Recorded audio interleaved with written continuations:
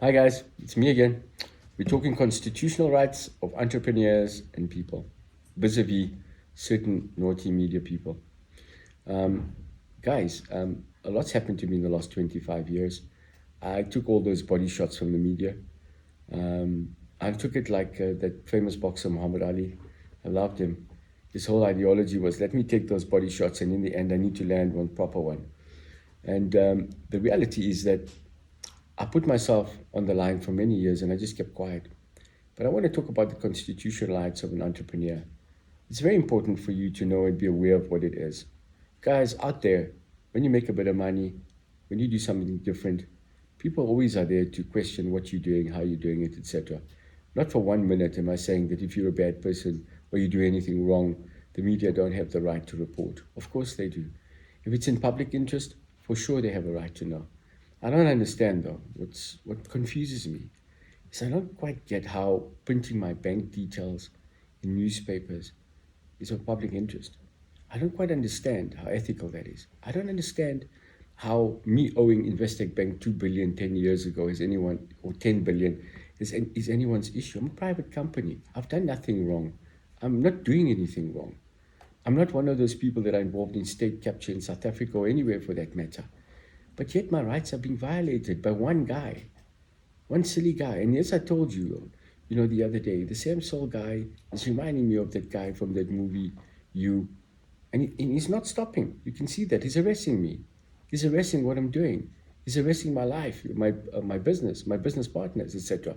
And I can't understand why. Because in all the documents he writes, there's nothing that he said I've done wrong.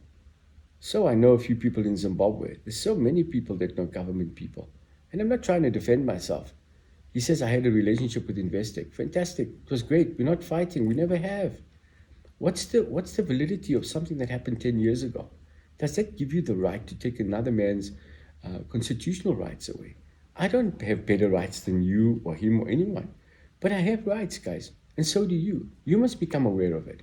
Don't allow people like Sam Soul to change and write rubbish about you, write nonsense about you, make you who you're not. Because most people go and they listen to the story written and then they decide, you know what, leave it. I'm just going to keep quiet. It'll blow over. I did that for years. But it doesn't, because along the way, what happens, it stays in the system. It stays in the Google. It stays in all these other relevant places. And when you go somewhere and you want to do something, your reputation is now tarnished. My reputation has been damaged, predominantly like people like Sam Soul and amaBhungane. I'm probably making him famous now because he's been quite an infamous guy. And nobody actually likes the guy. I mean, you better look at him in the first place. You've seen some of the articles he's written, etc. There's nothing good that Sam Soul has ever written that I've seen. But be it as it may, I'm coming back to our rights.